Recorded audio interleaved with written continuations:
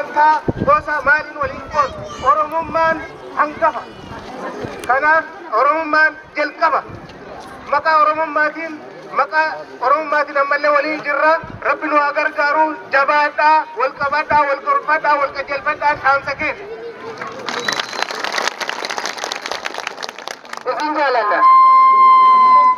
isin jaalanna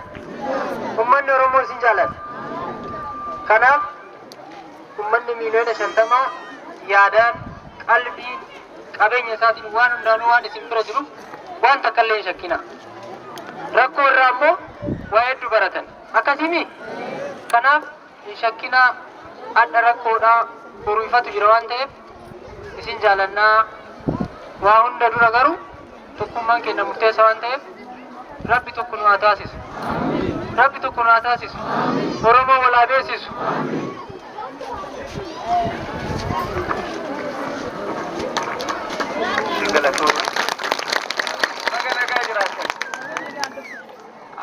waan adda hojii asoo barbaadeetti miti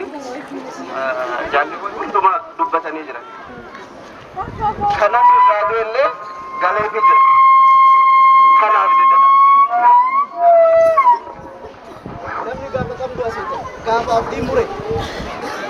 namni abdii qabu hin du'u kanaafuu abdii keessatti filacheessina maaliif kaduu illee galee kan hojjechiisu osoo nama isin birmatu dhabdan osoo namni isin gaafatu dhabdan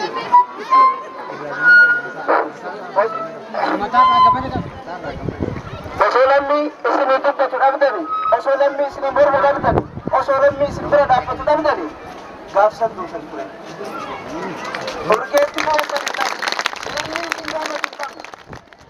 lammi isin yaaruu qabdan lammi mana ofiitii isin fudhatu qabdan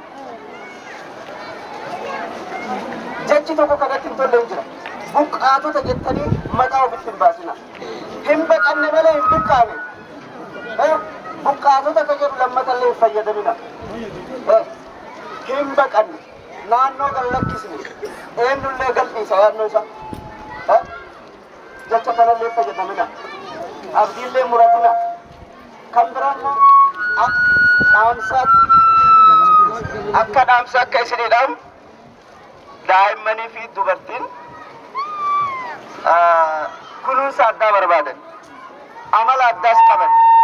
obboleeyyan teenya haawwatii teenya haadha manaa teenya daa'ima teenya dubartiin daa'imman kun immoo afaan hin beekan wama lafaa fuudhan iddoo namni baay'een jiru kanatti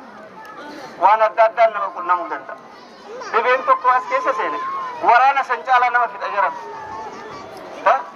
waraana ni eeggatan dhibee asirraa nama kanarraa qulqullina irraa namatti kammoo eeggatanillee jalaan ba'an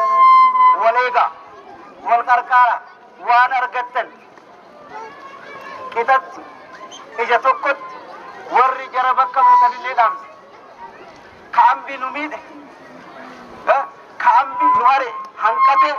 yoo waan argannu immoo tokko gadi qabnee tokko ol qabnu ta'e rabbillee sabnillee warri isin bira dhaabbatillee isin taajjabu kanaafuu hataan garaa wal nyaattanii wal bira dhaabbattanii haadhaaf abbaa wajji taatanii obboleessa wajji taatanii akka jiraattan dubartiidhaaf waan barbaachisu warri dhiiraa hin beektan waan addaa barbaachisa shirti beetii addaa barbaachisa dhiqannaa addaa barbaachisa shamarran hin jiran dargaggoon hin jiran qeerroo baay'ee as jira iddoo jarri itti qulqullina ifuu eeggatan tolchaafi yoo guutellee tolchaafi dargaggoodhaaf shamar akka daa'immaniif dubartiin dhukkubsan naannaa keessan qulqulleessa dhibeen lola ta'a kanaaf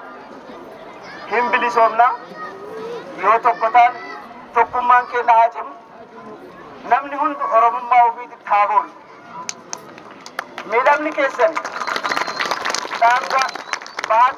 kibbat dhiyatti qara namni quuqameen beeku ture amma quuqameera oromummaan tuni akkuma isin jibban hundumaa jibbaa turanii jira